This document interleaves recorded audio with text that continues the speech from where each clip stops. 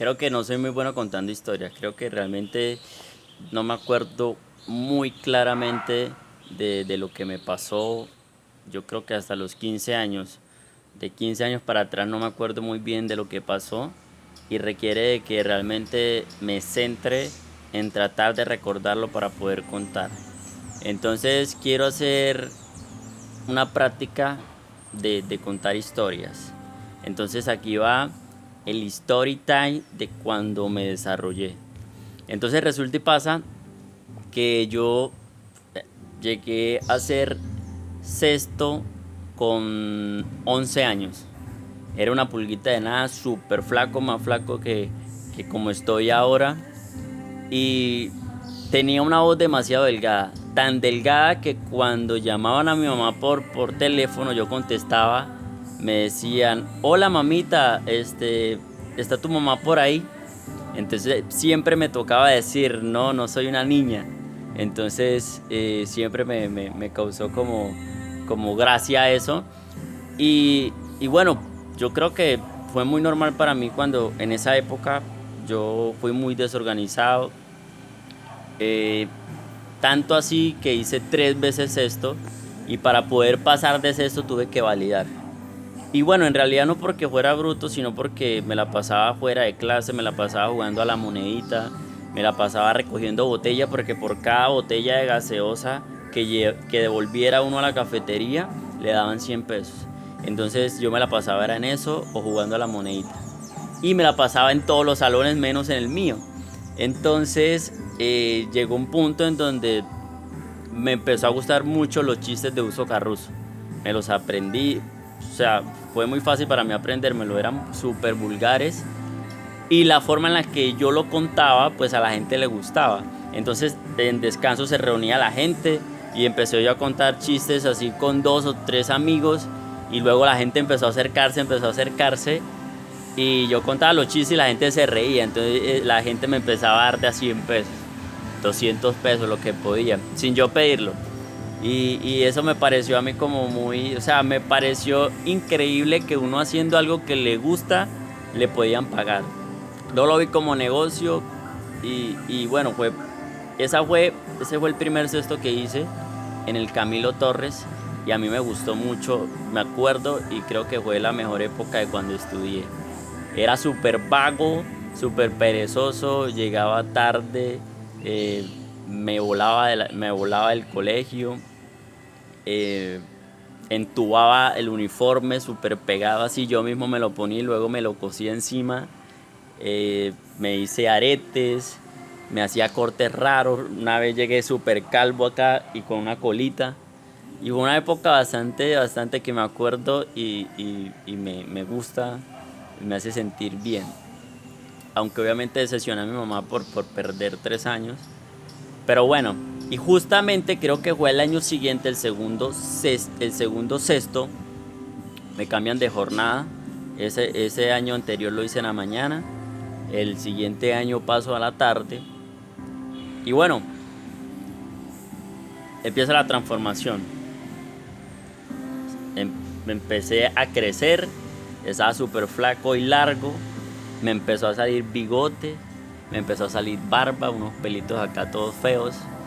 De hecho en esa época me empezaron a decir chivita, porque me salían unos pelitos aquí súper largos, eran como 10 pelitos aquí súper largos, vellos en las axilas, vellos en las piernas, vellos en la espalda, vellos en el pecho, vellos en el culo. Realmente, no sé, siento que esa transformación fue bastante traumante para mí, no estaba preparado para eso. Se me engruesa la voz, o sea, yo ahora como que la tengo un poquito neutral, pero apenas me desarrollé, era como que me levantaba yo y decía, buenos días, ja, ja, ja. Y empecé yo a jugar con la voz y me paraba frente al espejo y hacía como que era un comentarista de fútbol y empezaba yo a mamar gallo. Pero en general me causó bastante como un cambio bastante drástico y fue como de la noche a la mañana. De repente me empiezo a interesar por las niñas, cuando antes solo quería jugar fútbol, solo quería jugar a la monedita. me la pasaba recogiendo botellas para luego comer. Comía mucho una paleta que se llama Aloha, era roja y me dejaba los labios rojos como si me echara labial, bombón, comía lo que yo quería. Entonces pasa eso y empiezo yo como a sentir vergüenza, empiezo yo como a sentir pena. Ese año utilicé el mismo uniforme del año pasado, la pantaloneta era súper cortica, me quedaba súper cortica, parecía el pibe Valderrama en los años 90. Se me engruesa la voz, me sale bigote, me empieza a dar pena, empiezo a sentir una ansiedad social en donde como que no sé qué estaba pasando. Yo trataba como de contar los chistes y ya como no era la misma voz y no era el mismo niño pequeñito, flaquito, con voz delgadita, sino que como que me transformé de un año para otro y fue súper raro para mí, súper raro. Empezaba yo a ver niñas y me interesaba por ellas y me daba pena a la vez. Eh, Me daba pena jugar fútbol, me daba pena que me vieran con ese uniforme cortico y fue bastante raro para mí. Y pues, ¿qué les puedo contar acerca de esa transformación? Algo puntual, algo como tal. Yo creo que ahí fue donde conseguí mi primera novia.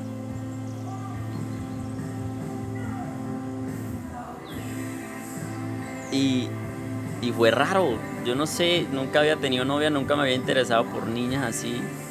Y de repente tener novia era como que, wow, tengo novia. No porque me gustara, no porque realmente estuviera enamorado de ella, sino por el hecho de tener novia ya para mí era como que, wow, tengo novia.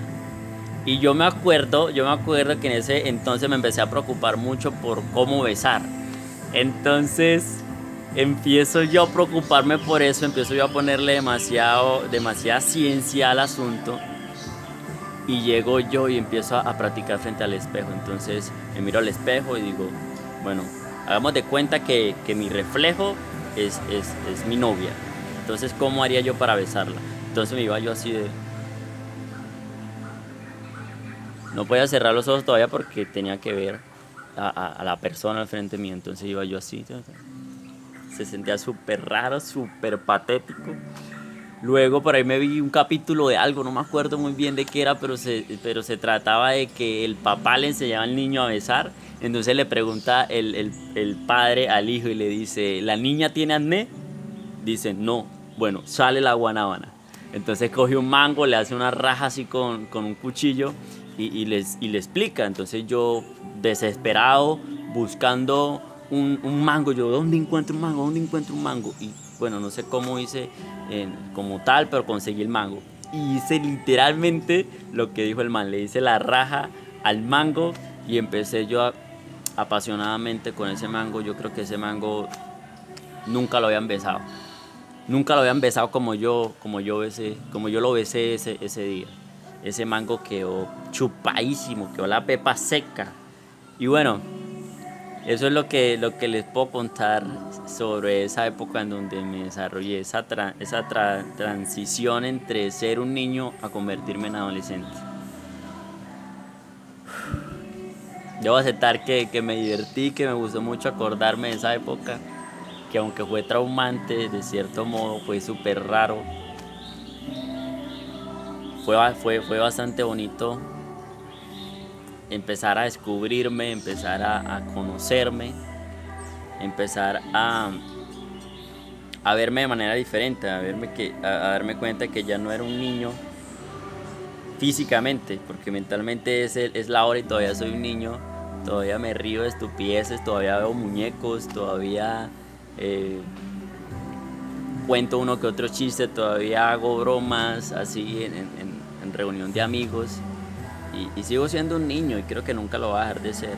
Lo que cambia es la prioridad que le pongo ahora a las cosas, sobre todo este año, la prioridad de mejorar mi cuerpo y de potencializar mi mente.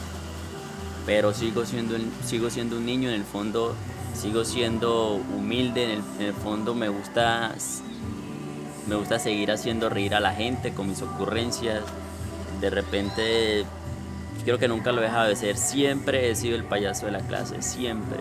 y el que de pronto se acuerde que estudió conmigo no puede decir que nunca lo hice reír, no puede decir que nunca se me ocurrió algo hablando ahí con el profesor y todos en clase y de repente se me ocurrían a mí cosas y la gente se reía. Y eso fue algo que me dolió perder, fue algo que hacerlo como lo hacía antes de desarrollarme, creo que nunca va a volver a hacerlo de esa manera. Sin embargo, queda algo por ahí que de vez en cuando, de hecho, conté que para poder pasar sexto me tocó validar, hice sexto y séptimo, validando, pagando para poder pasar el año y ya entré a octavo normal. Pero ese sexto y séptimo que hice era igual, o sea, obviamente ya hacía tareas y todo lo que me mandaban a hacer, pero seguía igual, seguía siendo el payaso de la clase. Y, y, y de hecho me trajo problemas porque ya la gente no empieza a tomarlo en serio. Empiezo a ser tanto el payaso de la clase que cuando yo me enojo ya la gente no cree. Que cuando yo hablo en serio la gente no se lo toma en serio. Y eso me ha tocado como saberlo llevar para que sí divertir en su momento, pero para que la gente no me pierda el respeto. Entonces es lo que he podido aprender también.